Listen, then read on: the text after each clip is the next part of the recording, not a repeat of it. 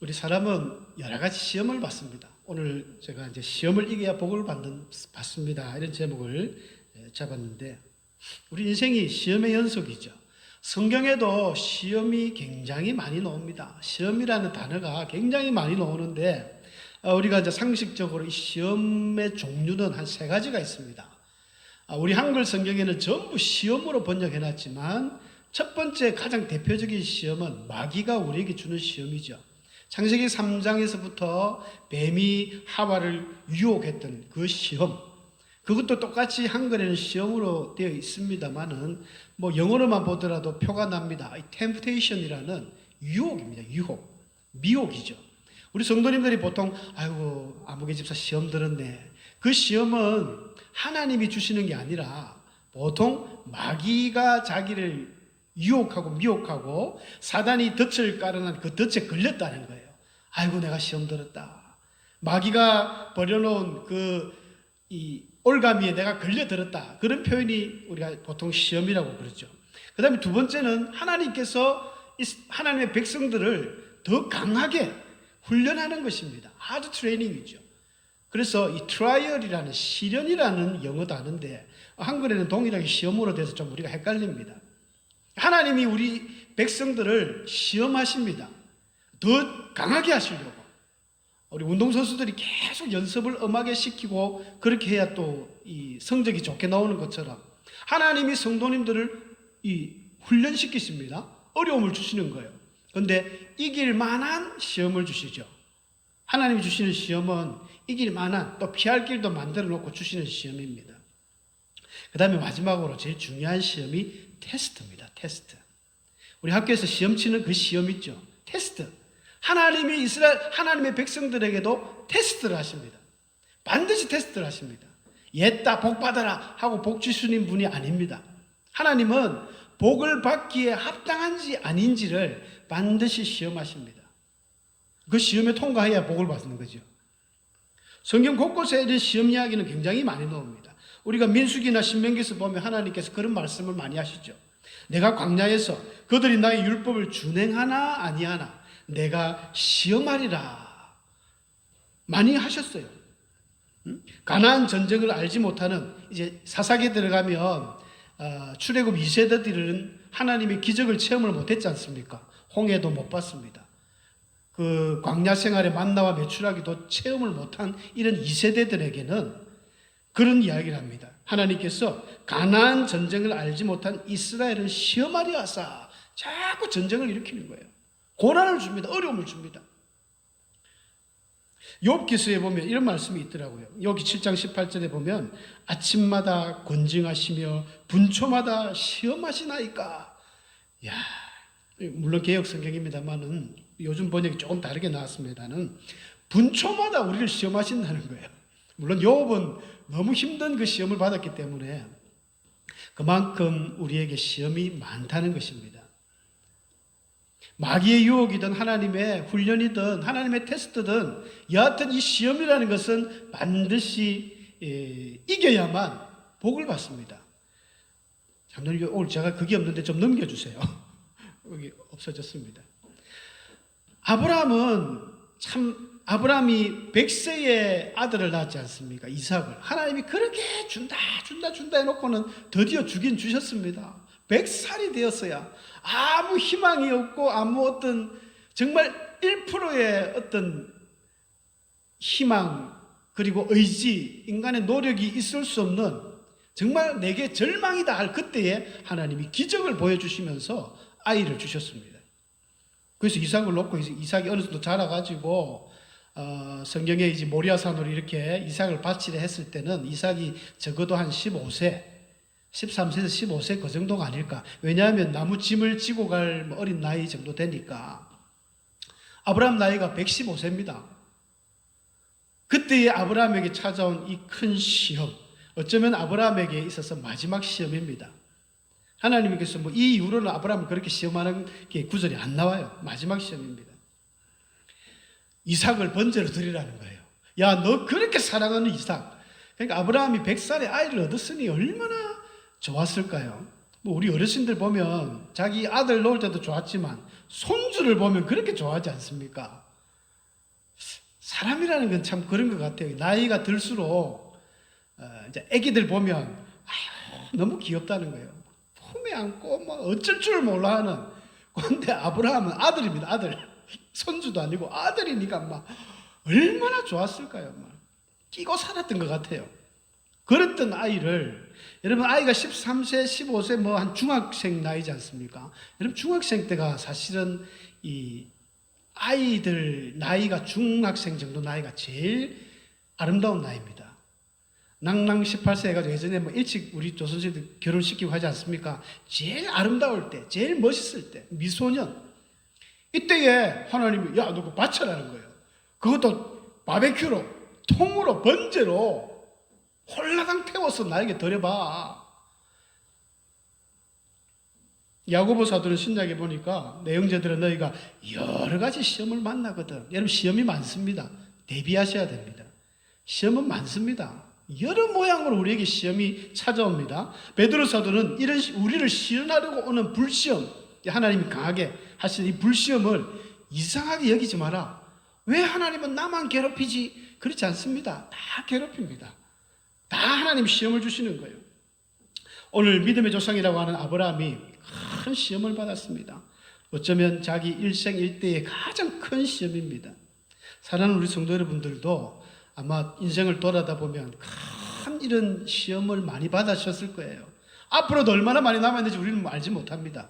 하여간 있습니다. 성경에 있다 했으니까 있구나. 큰 시험이 있다. 미리 알고 부딪히는 사람하고 모르고 부딪히는 사람하고 틀리죠. 병원에 가서 아버님께서 아무래도 1년을 넘기시기 어렵겠습니다. 그럼 1년 동안 준비를 하잖아요. 그런데 자고 올랐더니 전화가 와가지고 가보니까 아버님이 교통사고로 돌아가셨습니다. 아, 이거 준비가 안 됐는데 당하면 멍하지만 힘듭니다. 우리 성도님들은 아브라함처럼 시험 받을 수 있다. 항상 준비하시는 성도님들 되시면 좋겠습니다. 이집트에서 그랄 땅에서 아내 사레를 빼앗겼을 때보다도 더 큰 시험이었습니다. 아브라함에게는. 자기가 가장 사랑한 아들. 우리 가슴에 손을 얹고 생각해. 여러분들이 그 얼망떨망한 손주가 갑자기 죽었다 해보십시오. 얼마나 충격이 크겠습니까? 다음 주부터 교회 안 오실 거죠, 그러면. 그래도 교회로 오셔야 됩니다. 야, 아브라함은 청천벽력 같은 이 소식을 듣고 자기가 그동안 30년 넘게 지금 하나님을 쫓아다녔는데 75세에 부름받고 15세니까 40년이네요. 이 하나님을 믿고 따라왔는데 하나님 이럴 수가 있는가? 배신감도 느낄 수 있고 한데 근데 하나님이 이런 시험을 주셨습니다. 예수님도 시험을 받았습니다. 우리가 잘 아는 예수님, 이제 한 10일 정도 있으면 고난주간 시작되고 우리 특별 새벽기도도 시작되는데 여러분 예수님을 어떻게 생각하십니까? 그는 완전한 하나님이시고 완전한 인간입니다. 어떤 사람들은 아유 예수님은 하나님이시니까 십자가에서 고통을 몰랐을 거야 이렇게 정말 멍청한 이야기를 합니다. 여러분 예수님은 완전한 사람으로 태어나셨어요. 그렇지만 또 완전한 하나님이십니다. 예수님은 어릴 때는 하나님이 아니었다가 어른이 되어서 하나님이 되었다. 그것도 아닙니다. 어릴 때도 하나님이셨습니다. 제가 지난주에 주일 어린이한테 그런 이야기를 설교를 했거든요. 어린이 예수님. 여러분 예수님이 어린 시절을 성경에 잘 안 나오니까 모르는데 누가 사도는 그 모친 마리아를 만나서 어릴 때에 예수님의 이야기를 다 듣고 기록했지 않습니까? 해마다 유월절이 되면 예루살렘으로 갔다는 거예요. 그러다가 12살 될 때에 한번 희한한 일이 발생했지 않습니까? 부모하고 식구들하고 온 친척들은 막 그 유월절 행사에 흥이 겨워서 다 끝나고 집에 가는데 한참 가다 보니 밤중에 애가 없어진 거예요. 자기들은 엄마는 아빠 따라가겠지, 아빠는 엄마 따라갔겠지 하고 막 자기들끼리 놀다 보니까 예수가 없는 거예요. 아이고 예수 못 봤습니까? 예수 못 봤습니까? 아무도 못 봤는 거예요. 그래서 찾으러 예루살렘에 오니까 뭐 하고 있었습니까? 성전에서 그 제사장들하고 서기관들하고 토론을 하는 거예요. 성경 말씀을 토라를 성경이 우리는 지금 한글로 번역되기 쉽지만은 그 당시 성경은 전부 아람어요 히브리어인데 그걸 막 읽고 서로 질문도 하고 답변도 하고 그게 어떻게 하나님이라고 아니라고 말할 수 있습니까?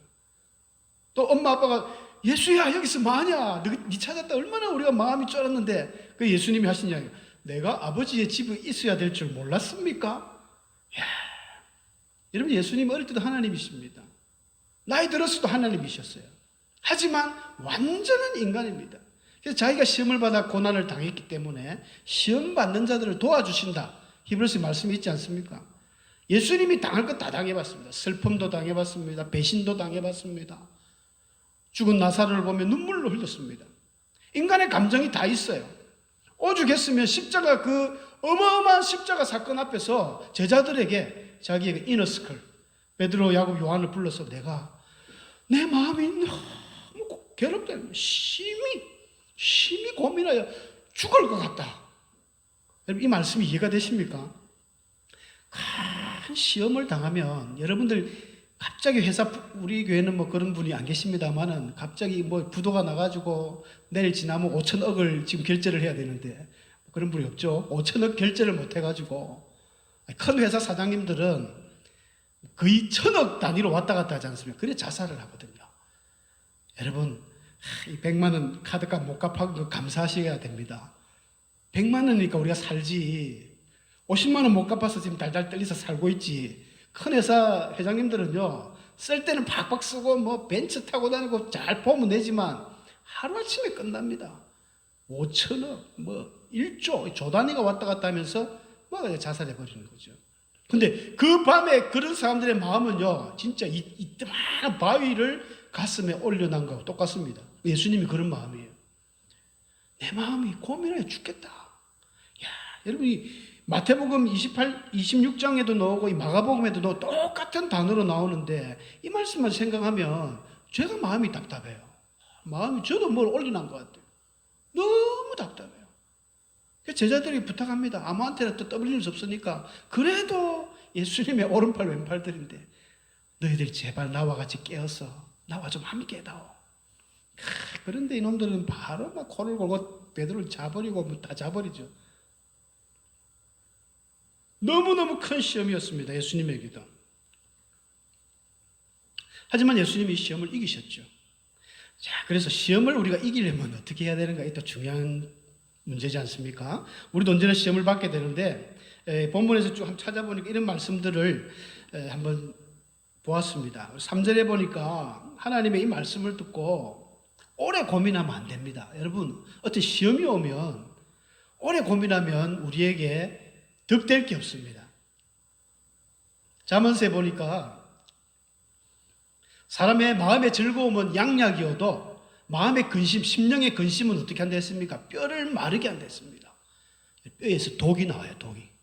스트레스, 근심, 걱정, 불안, 초조는요 이게 정신 의학회에서만 그 병이다, 우울증이다 하는 게 아니라 실제적으로 몸이 죽어들어가는 병입니다. 성경에서 그랬잖아요.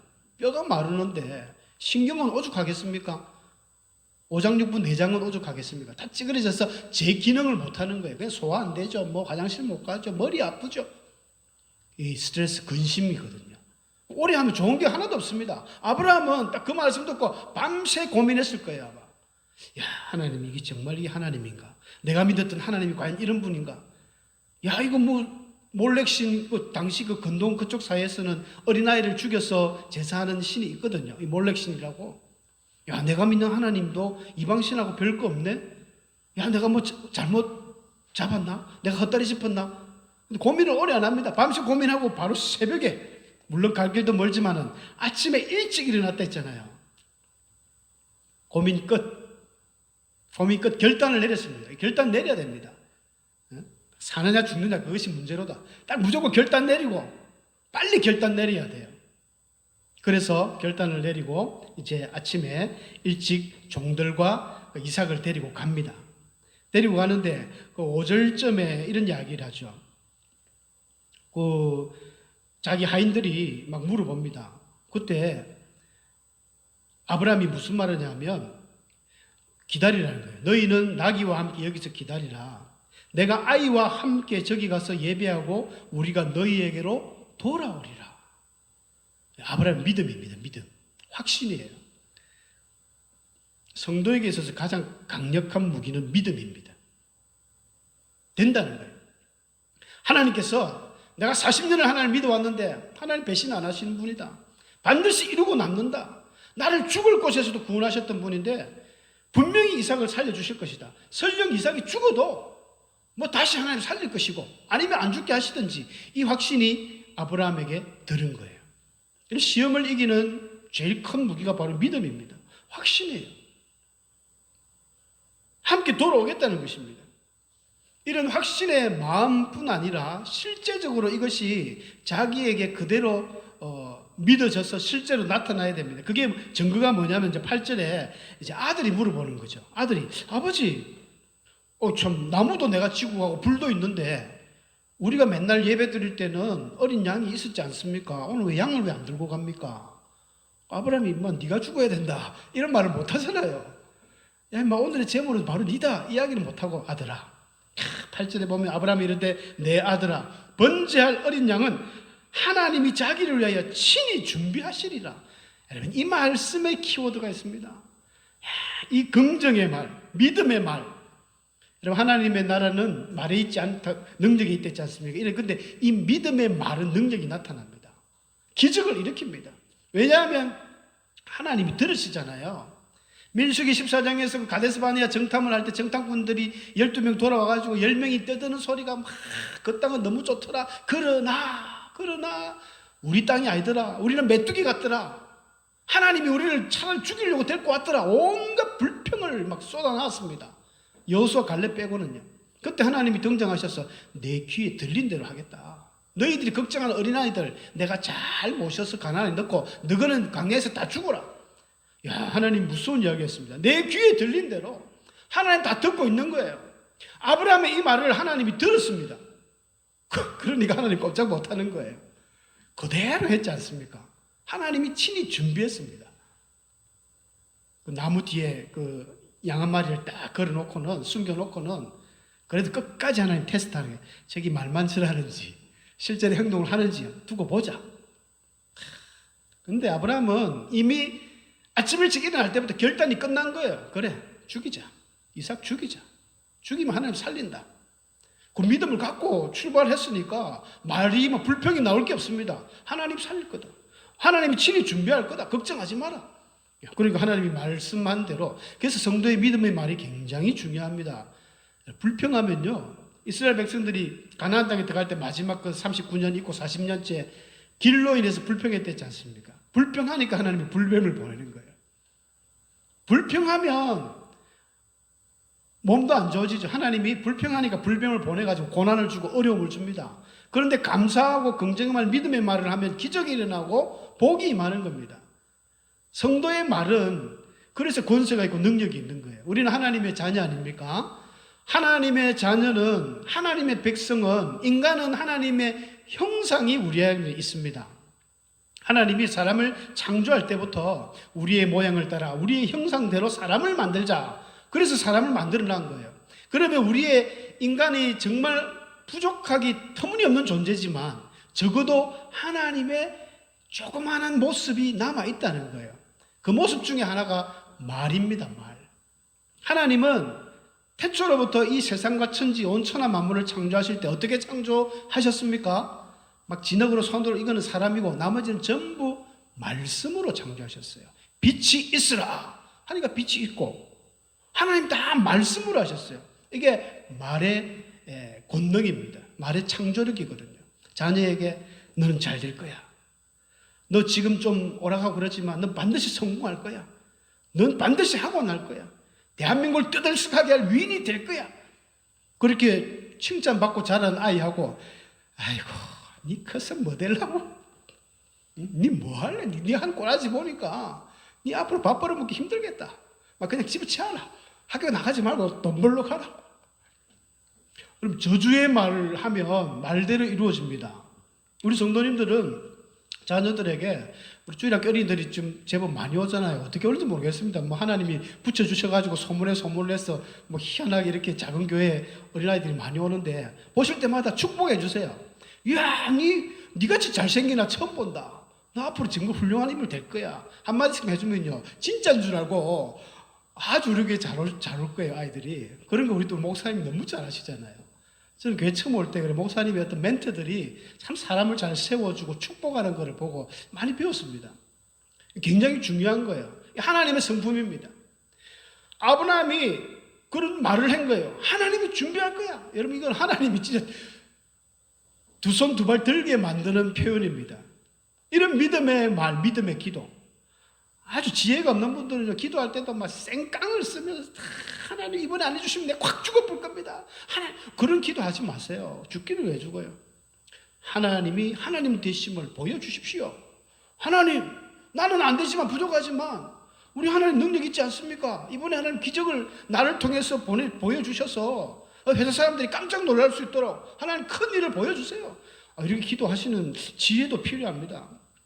그런 지혜를 얻으시려면 시편을 많이 묵상하십시오. 다윗의 기도를 묵상하시기 바랍니다.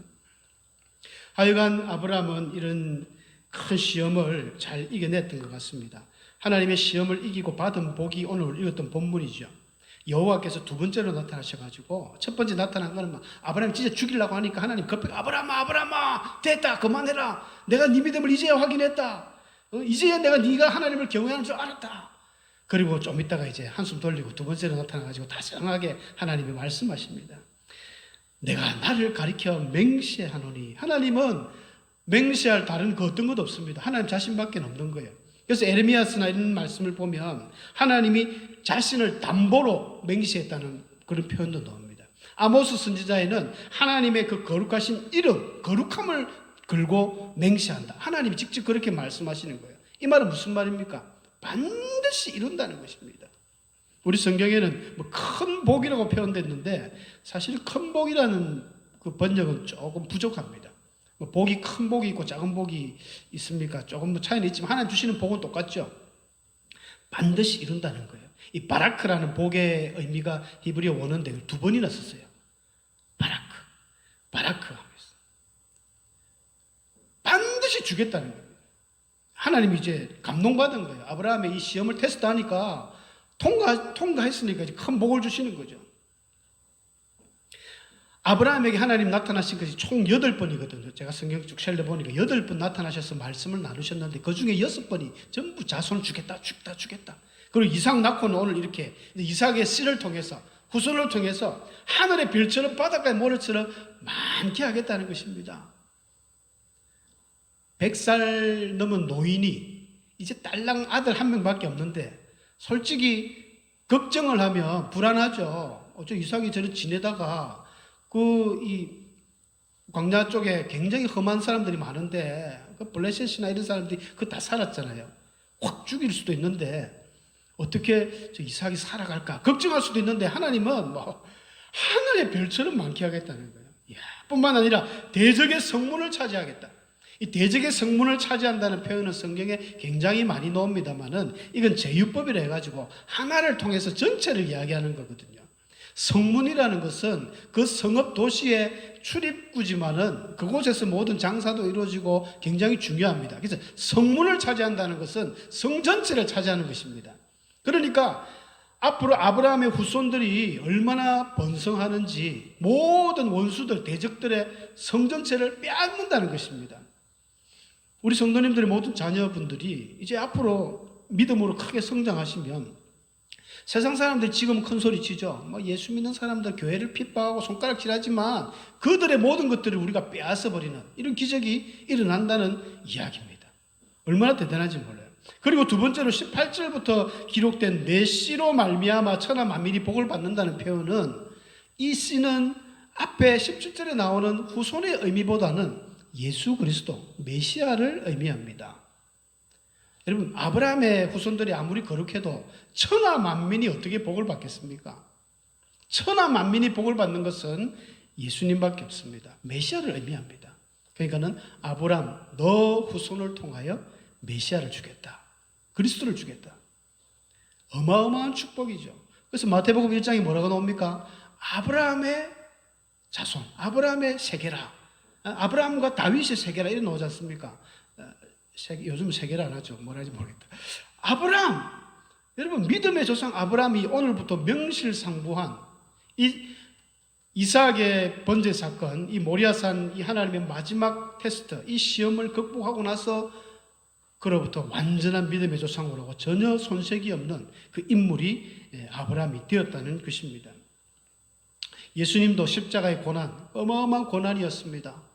정말 할 수만 있다면 예수님의 기도 중에도 아버지여 이 잔을 피할 수만 있다면 피하고 싶습니다. 근데 피할 수 없는 거죠. 예수님이 피해버리면 오늘날 저와 여러분은 존재하지 않습니다. 온 세계 만민이 예수님의 그 피를 통하여, 보혈을 통하여 하나님의 자녀가 된 이 길을 예수는 벗어날 수 없었기 때문에 그 시험을 묵묵히 당하셨고 이기셨습니다. 사흘 뒤에 사망 권세를 완전히 깨부수고 부활 영광의 부활을 하셨지 않습니까? 예수님도 시험을 이기셨습니다. 아브라함도 이겼습니다. 우리도 하나님의 자녀는 우리도 이 시험을 이겨내야 됩니다. 아무리 시시분분초초마다 우리를 시험하시는 그런 일들이 많다 할지라도 우리가 믿음으로 기도함으로 믿음의 확신을 가지고 믿음의 말을 긍정적인 말을 그렇게 하면서 이 시험을 이긴다면 우리에게도 놀라운 하나님의 복이 가득할 줄로 믿습니다. 그런 복 받는 우리 성도들 되시길 축원합니다.